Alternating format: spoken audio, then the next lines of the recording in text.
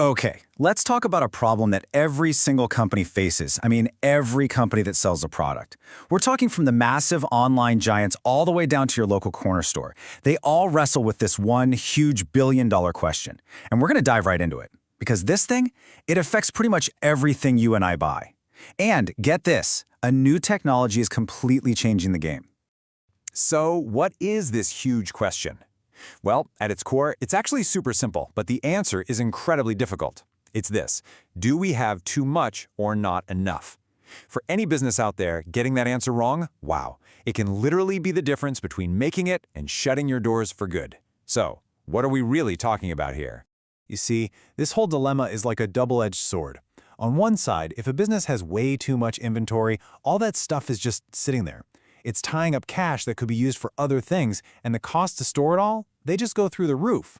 But on the other side, if you have too little, well, you get stockouts. And that means you're losing sales, right? But maybe even worse, you're getting unhappy customers who might just decide to shop somewhere else next time. It's this constant, nerve-wracking balancing act.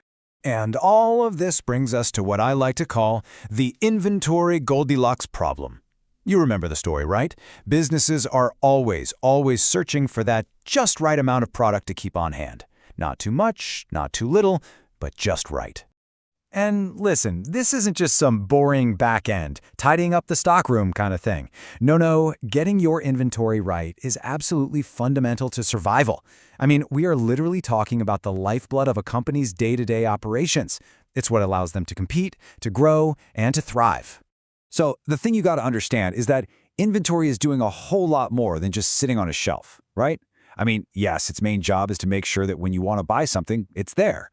But it's also acting as a safety net, a buffer, in case something goes wrong on the production line. It's also a tool for managing cash flow, and it even helps unlock big cost savings when companies buy in bulk. It is a super complex, multi-layered part of the business. And this right here gets to the absolute heart of the challenge. Because if your predictions about what people are going to buy are wrong, well, the whole system starts to fall apart. And this is exactly where the old school methods really start to show their age. All right, so for decades, the main tool everyone used to solve this problem was something called forecasting.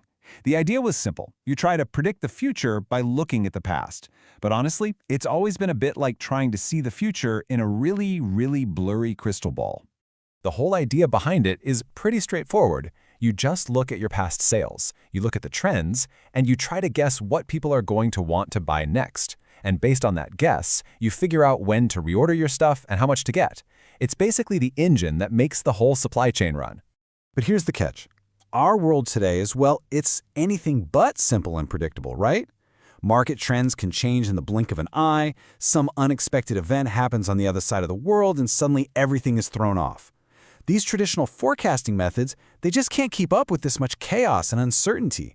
It became obvious that something new, something better, was desperately needed. And that new tool is a complete and total game changer.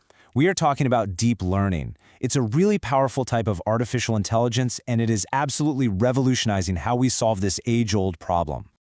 So, what exactly is it? Okay, the best way to think about it is like a super-powered data detective.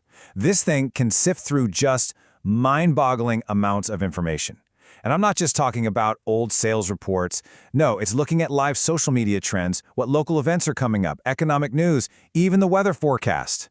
And it finds these tiny hidden clues and connections that, honestly, no human brain could ever spot on its own. So how does it actually do that? Well, it's basically a three-step process. Step 1, the AI just inhales these enormous complex sets of data. Step 2, its algorithms go to work, finding all these hidden patterns and relationships that we would never see. And finally, step 3, it uses everything it learned to generate these incredibly accurate predictions of what people are going to want to buy. And the result of all this for a business? It's transformative. I mean, they can finally make smarter decisions that are based on actual real-time data. This leads to these huge improvements in how efficient their supply chain is, and at the end of the day, it means a big boost to their profits. It really is about working smarter, not just harder. Now, I want to be clear, this isn't some pie-in-the-sky futuristic theory we're talking about. This is happening right now.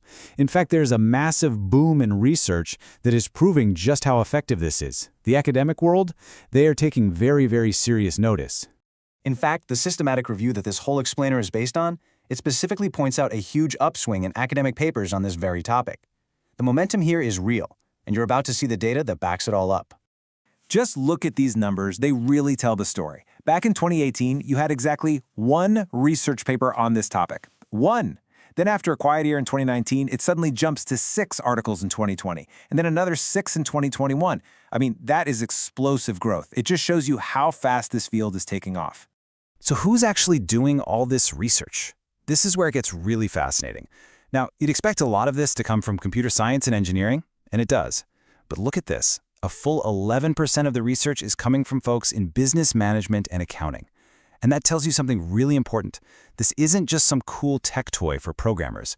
It's being seriously studied for its real-world impact on the bottom line. Okay, so where does all this go from here? What's next?